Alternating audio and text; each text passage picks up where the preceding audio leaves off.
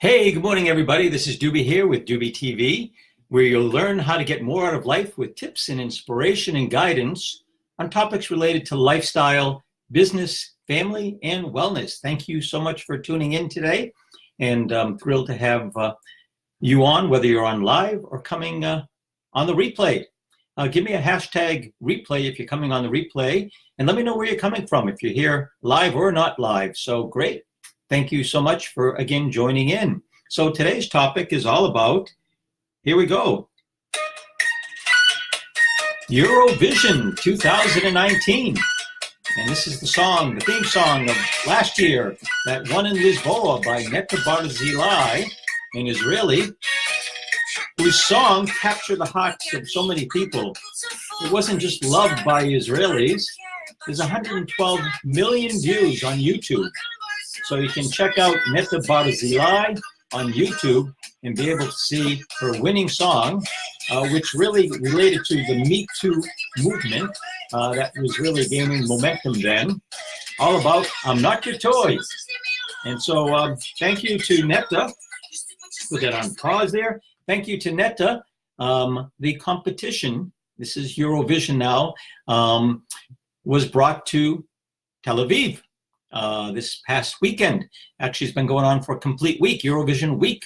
And so just to give you a little history about what Eurovision is all about, because I know most Americans, unless you've lived in a European country or in Israel or other countries where it's held, you might not have even heard of Eurovision. I'm sure you've heard of the band ABBA, but there's many others that got their tremendous success from being on Eurovision and winning. And they are one of the reasons that ABBA became so famous, because of Eurovision. So this started out in 1956 in Europe. I think there were barely 7 countries that were participating in Europe. It was based on the San Remo musical festival that started in 1951. But in 1956, the European Broadcasting Authority, or I think union is actually, it is EBU, decided that they wanted to have something post-World War II that would bring Europeans together. It would be non-political. It would be something that would be happy and joyous and bring people together. And what better way than bringing people together through music? So sometimes the music can be very kitschy, can be very catchy tunes, very popular music, and music, of course, that you're going to want to remember the tunes to. Hallelujah was one of the big ones that won in Israel. Israel won 4 times. I think Ireland is the country that's won 7 times, more than any other country. It's won 7 times. But a song like Hallelujah, that the whole world was singing the lyrics to this. Hallelujah, dee-da-dum, dee-da-dee-dum. And I was living in Israel in the 70s. And the 80s for that matter, but in the 70s when Hallelujah won, it was an extraordinary kind of thing. The whole country got into Eurovision fever.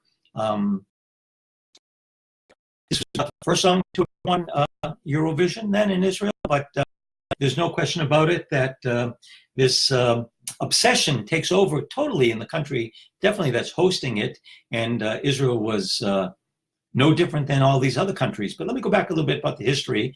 So there were 7 nations. About 1956, they started Eurovision, and they had the song festival, and they would win a trophy.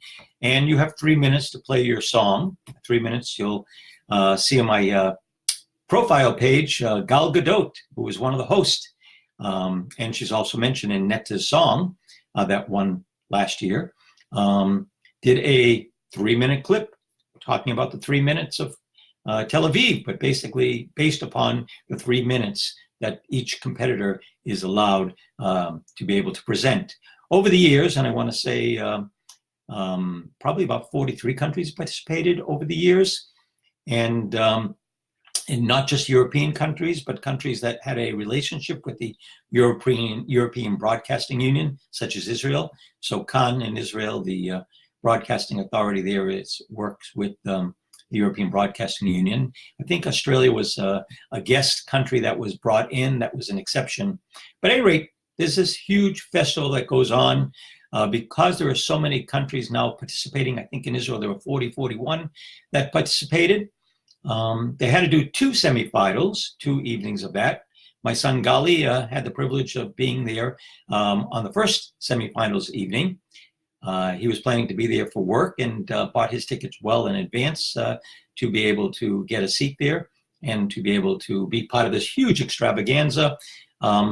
Not only, again, the whole country gets involved, the whole city gets involved, particularly where Tel Aviv is showcasing and hosting the whole event. But, all of Europe and everybody else who's participating in this, and all week long, people are watching the semifinals. But the grand finale that was held this past Saturday night, and that's why I'm sort of talking about it now, very exciting. There were about 20-something nations, I think, that were represented that won through the semifinals that participated in giving in this more than 3-hour broadcast. And there were 4 people that were the hosts from Israel. The host country picks their host to be able to host this Eurovision competition and what have you. And they bring in some of the top talent within the country. Bar Raffaelli, who's a well-known international supermodel, was one of the people. Gal Gadot, one of my favorites for sure. Superwoman. And as I mentioned, Netta Barzilai gave her a nod in her song about being Wonder Woman. And definitely these two people have become superheroes within Israel. Great pride that the Israelis feel. And it was because of Netta that they brought Eurovision to Tel Aviv. And there's a huge statue that was put up there. And it's by the Mediterranean Sea. Tel Aviv is situated right along the Mediterranean. There's about 500,000 people who live in Tel Aviv. It's a city that never sleeps. It's really a party city, no question about it. And along the Eurovision village area, which is all along the sea and what have you, is a 4-meter sculpture of Netta Barzilai. It was made up of recycled toys found in kindergartens around the Tel Aviv area. It's a magnificent bust of Netta Barzilai. She's definitely iconoclastic at this point. She's a real icon for Israel. She is iconoclastic as well. And she broke all the norms and had thick skin. And here's a woman that really brought a phenomenal message. So I urge you, or maybe I'll put in my notes later, a link to the YouTube clip there from Netta Barzilai. So well worthwhile just to watch it and all that. But Tel Aviv showed a tremendous amount of creativity. There were those and the naysayers in the country. And I remember in the 1978 when Israel won, there wasn't a budget for this. The country was having double or triple inflation. It takes on, huge amount of capital to be able to put on an international festival from that. You have everything from security. You have everything from the social and the cultural and all those other aspects, to be able to take into all these hurdles that I guess that were insurmountable in 1978. But thereafter, Tel Aviv was able to, as the country developed, of course, it's only been founded since 1948. So it's a young country, only 71 years old, and we just had Israel Independence Day just weeks ago. But Israel put on the most extraordinary Eurovision to date with amazing computerized technological advances that were used for the song festival. There were movie clips everywhere. One of the beauties of it is that the country that hosts it gets to have these sort of postcard video clips of each of the participants, all the contestants, and they travel Israel during the week. And they get to choose the site, I think. I'm not sure exactly how the site is chosen, but it really showcases the country. And of course, this is a huge PR for any country, but especially a small country of barely 9 million people that sees maybe 2.5 million visitors just to the city of Tel Aviv. But it's broken all records here in Israel, the number of visitors that have been coming for many reasons. But it is a huge, these postcards really showcased the country, and they were taking archaeological sites, they were taking religious sites, they were taking along the sea. Just the huge vistas and beauty all along, a good part of Israel is all the whole Mediterranean coast there, and the shimmering lights and just so beautiful. So so we know now that Duncan from the Netherlands, as they call him, won the competition with his song, and therefore it's going to be held in Netherlands, whether it's in Amsterdam or some other city. I'm not sure where it will be yet. I'm sure it might have been announced by now. But it's 1 year preparation and preparing for this, and people are writing songs for it, and people are rehearsing, and they come. So it's a tremendous amount of fondness that's developed over this time. Again, obsession that people see in that kind of thing. I'm going to post maybe the Gal Gadot one there too. You'll get to see some really beautiful pictures from Tel Aviv and the likes of that. So to me, this is a wonderful, popular international singing festival. By the way, this is the second most watched television program in the world World Cup being the first, and the second is this song festival. So it's pretty remarkable there from that perspective there too. Must add one little note here about Shalva Band. Shalva Band was competing, and a lot of these each country sort of decides who's going to represent them, and it's usually coming from these, like America Has Talent, or all these European countries and Israel and everything else have all these type of TV shows that has talent, or song competitions and what have you. And the Shalva Band by far was the one that won the hearts of the Israelis, and they really wanted them to represent. Now, the Shalva Band, they're made up of people with disabilities for the most part, and they had a beautiful song all about inclusion, just magnificent.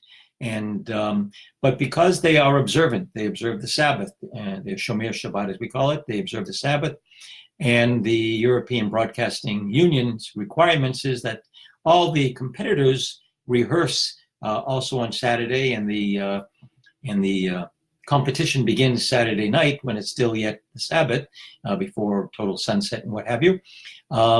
So they decided on their own to leave the competition and not represent Israel. Kobe ended up being the representative for Israel. He did a phenomenal job, even though he didn't come in very high in the air, but he definitely was an extraordinary singer there that gave all his heart to it as well. So at any rate, fascinating. We also had flown in one donor from Canada, decided that this was a festival that Madonna had to be appearing in. She's the queen of pop, and she's she's been to Israel many times, yes. She's no stranger to Israel, and she's been there multiple times. She's a Kabbalist follower and what have you. And even though Roger Waters and his ilk there decided that it should be boycotted for political reasons there, and not be held in Israel, Madonna said she will never not any of these events because someone is calling for a boycott. This is not what music's about. This is not what bringing people together about. And we know that the BDS movement that Roger Waters espouses there, and he was just a recent participant in a program that was held in my alma mater, University of Massachusetts. It's all about a hate fest, and it's all about trying to eradicate and destroy Israel, and it's really not about other things. Hello, Yael. Shalom, shalom. Great to have you here. So, so that's basically some of the highlights there, all about the Eurovision 2019, held in Tel Aviv, with the message of love and inclusion and excitement, and lots of partying that happens all week long. On a side note, Israel has in Tel Aviv a festival called the White Night, and it's an all-night party, and they run through the streets with candles or what have you, flashlights or whatever, at midnight, I believe. But there's all night dancing and singing and along the beach. And this White Night, they moved up a little bit earlier so it would coincide with the week of partying here for Eurovision. So Amazing, amazing place, Tel Aviv, well worthwhile for you to consider visiting. And of course, Jerusalem, and of course, the rest of Israel. It's a magnificent country. I lived there for 18 years, and my daughter was born in Israel, my son in Beth Israel. He never liked that joke, but at any rate, we have a strong affinity to Israel, and we are fans, I guess, once again this year, particularly because Eurovision was held in the host country of Israel. Okay, so that's about it, all I had to say about Eurovision. But, you know, as people are getting ready to prepare for their show, getting ready to prepare for their business, getting ready to prepare for their TV show like this one, there's a couple things that I do to get ready. One of them is I wake up in the morning, and after I shave, I put on some clay masks here. This is a purifying clay mask for the dry skin, for the oily skin, and hydrating gel mask. This one goes over for, let's see here. Here we go, trying to get it. Oh, here we go. We got them both on there too. So, Lila Tov, Yael. So these kind of things I put on the mask for 3 minutes, and so that my face radiates. Hey, if I'm going to be on TV, got to look the best. Then I have some lemon water. This happens to be just mint water. But I have lemon water for the first half hour when I wake up. And then I make a shake. And I'm thrilled to say that, well, here we go. Got to learn how to hold the prop up there. So Summer Peach, it's the newest flavor that comes out on an annual basis. It goes very quickly, sells out very quickly, I should say. It's one of my favorite flavors, and I mixed that this morning with some frozen strawberries and some frozen bananas, and putting in lots of kale, organic kale there from Whole Foods, and put that in the blender. And that gives me a tremendous amount of energy, so I have sustained energy throughout the morning before I have my lunch sometime around 1 or 2 o'clock. By that time, I'm already long before 11 o'clock when I'm coming on. Hello, Gali, shalom, shalom, welcome. So long before I am getting ready for my TV show here, UBTV. This is the 7th episode, and thank you all for joining. I've already had my shake. I've already put on my clay mask. I've already had my shower. Already picked maybe flowers from the garden, if that be the case. In this case, this isn't. This is flowers here from the Sabbath here that were on our table. We had lots of guests. It was wonderful. Yeah, so that I'm already getting prepared with energy. I've already thanked all the people. I've had 3 or 4 orders this morning that came in, I think 4, that came in before I even woke up, for people who placed orders for our products, and very thankful. So have to show some gratitude. And on top of that, already talking with Tali about going on a walk. So immediately after I finish the show in the next minute, I'll be off to walk with Tali. So here we go. Leave you with Not Your Toy. Wonder Woman, Don't You Ever Forget. Woo! So Netta. And so you're going to have to watch this video clip. I'll post it here. Hope everybody has a spectacular Monday and a spectacular week coming up. Thank you all for joining in.